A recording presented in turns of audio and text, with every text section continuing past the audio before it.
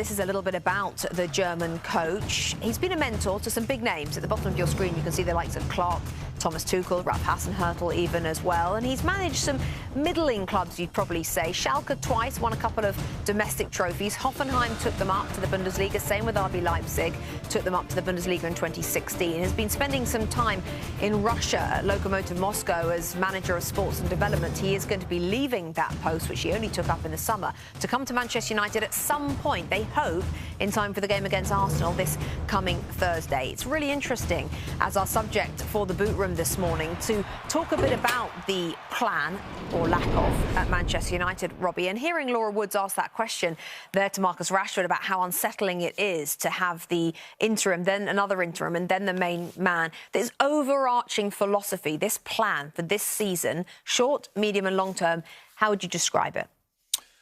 Well, first of all, I think it's important to say that this was forced on them. They expected Ole Gunnar Solskjaer to be there at least for the whole season. So I think you understand. Wow, we've got to readjust. I think Michael Carrick kind of makes sense. He's already there. I know some people feel that all of the coaching staff should go. Right now, they need him to take over, and then we move on to Ralf Rangnick, the next interim.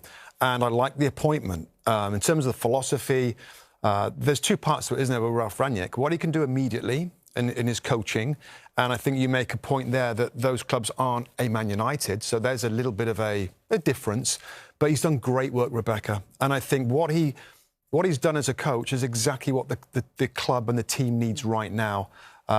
So different to Ole Gunnar Solskjaer. There'll be a game plan, there'll be a philosophy. I think he's got to find a strong defensive foundation, number one. Number two, he's got to revamp the centre of midfield. There's some good midfield players at that club that aren't playing in midfield. Paul Pogba, are you a central midfield player? Can a coach find a way for him to be an effective central midfield player, which is what is very, very best? Van der Beek as well. Are you good enough to play in central midfield? There's enough forwards, Michael Rashford being included, that can do the business up front. It's just that the pieces behind have to be stronger. But aren't, Tim, the owners asking a lot of these players? They're going to have to change the way they've played under Ole Gunnar Solskjaer to do the gegenpress, the repress, the strong pressing that Rangnick wants. And then come the summer, they're going to employ somebody on a full-time basis.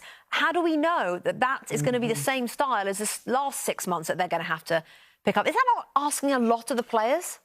Yeah, hopefully. Okay, I think the question is when you look at where he's been, not massive clubs. There's only a few clubs that can play this style.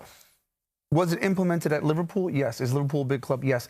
Did it take a lot of time? Yes. It took years for Jurgen Klopp to get the team where they are.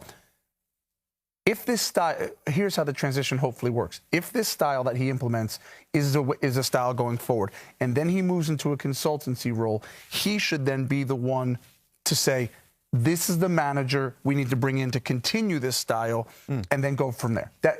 We hope that that's the plan, but I'm not sure that that's the plan. That's interesting. OK, if that happens, which manager will fit that style?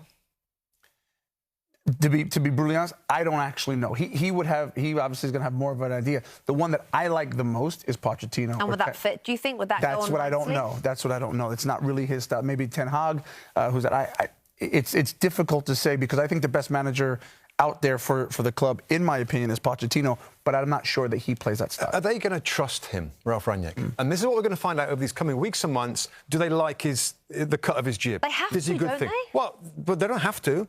If they don't like the way that he works, well, we'll go with Pochettino or somebody else. If they like what he does, they have to trust what he's done in the game. What he's done in the game is mentor, hire, inspire, teach coaches. And Erik ten Hag, to go back to your point, Tim, it kind of feels exciting. A really good, bright young coach doing a remarkable job at a smaller club with less money, and then being mentored by Ralf Rangnick. If the next few weeks and months goes well, sounds like a good direction, Rebecca. Sounds like a really good direction. But again, he's got to impress with his coaching initially and some of the higher-ups, how he carries himself. But that sounds like a good combination. I just don't know whether the club are going to trust him enough to say, here you go, here's the keys to our philosophy for the next medium to long term. Or, as has happened before, they trust him so much, he does such a good job, that he becomes a permanent manager in the summer.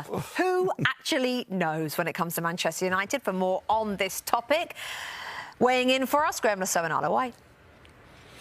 Rebecca, thank you. Graham, I've been looking forward to this chat because as part of your role at Real Mallorca, in La Liga. On the football side, you've done your due diligence, you've done your background, you're as thorough as ever in your work. You went to Leipzig and you spent 2 days at that club that Ralf Rangnick basically built from scratch. Firstly, just tell us about the 2 days and how it panned out. Yeah, it's going back a couple of years now, obviously before the pandemic, but I went out there because he is, as the guys have said, as Rebecca said, he's got so much knowledge. They call him, the grandfather of this particular press. And what I wanted to find out from him, and the invitation I got, was based on looking at how he built the club. And he has involvement in every aspect of the club. He understands that you've got to be able to communicate between all your departments, all your football departments, all your infrastructure departments, and work on a plan. So he's a long-term guy. When it was announced that he was possibly going to take over at United as interim manager for 6 months, my first thought was, no, there's got to be more to it than that, because he's not a 6-month guy. And then it turned out he's got this consultancy role to help build the infrastructure, which is going to take years, I think, to get everything aligned at Manchester United.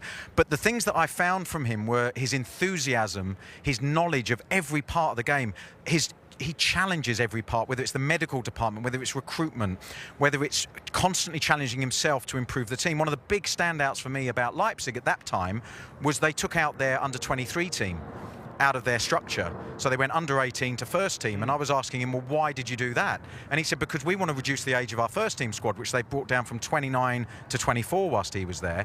And they said, therefore, if we don't need a 23-year-old squad, because they're either in the first team or out on loan, or they're coming from our under-18s. So it's connecting all the dots and joining all that together. That doesn't mean that's right for Manchester United, but what does impress me and what excites me, if I was a Manchester United fan, would be the fact that he's got vast knowledge in all of these areas, and he can take things out of his experience and bring those things together. He's got a lot of credibility in that respect. And I think that it's going to be a fascinating first 6 months for him, but even more interesting next 2 years if it all goes according to plan. What's he like as a man in his company? Oh, he's fantastic. He's a real people person, high standards, as you could expect, attention to detail. I suppose people would say micromanages. That he's got his fingers in every single pie and is working, working at a high level in all of those departments. So you've got to be robust enough, whether you're a player or whether you're on the recruitment side, whatever department you're in. You've got to be prepared to go into work Monday, be challenged Monday, do the same again Tuesday, and he's going to be in your ear every time, wanting you to improve what you're doing. And that's his philosophy. That's what has built his success. And his ability to be able to work on the pitch as a coach, but also off the pitch as a technical director or in sort of CEO type character. He's got that ability to manage to ownership and to the players on the grass, and that's really rare. What are his priorities at Manchester United? Well, he's got to, the first 6 months, in terms of the football priorities, he's got to get that team up the pitch. As the guys were saying on the armchairs, he's got to get the team performing much more consistently and get the best out of some of those creative players. That's a challenge, because he's got to work out, where does Ronaldo fit in if we're playing a certain pressing style? How does he get the best out of the young players? And that, for me, is the key. Jadon Sancho, Greenwood, Rashford, those sorts of players. If it was me, I'd be saying, right, I'm going to back these guys. I'm going to give, because they've got the energy, the enthusiasm, the hunger, the desire to learn every day, and they could be the backbone of this next Manchester United period. Ronaldo's an interesting one, because he's 36 and pressing may not be top of his list of priorities.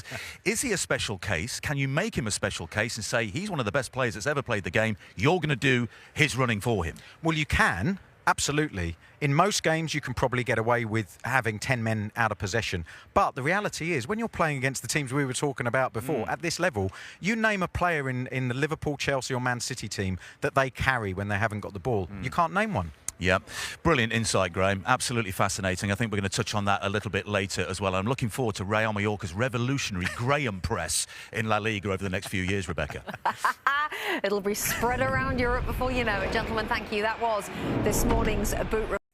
Hi there, I'm Rebecca Lowe, studio host for NBC's coverage of the Premier League. Don't forget to hit subscribe to watch highlights all season long, and be sure to tune in for Premier League mornings every weekend at 7 a.m. Eastern. And for even more content, head over to Peacock, where we've got live games, original series and a dedicated round-the-clock Premier League channel featuring studio shows, classic matches and much more.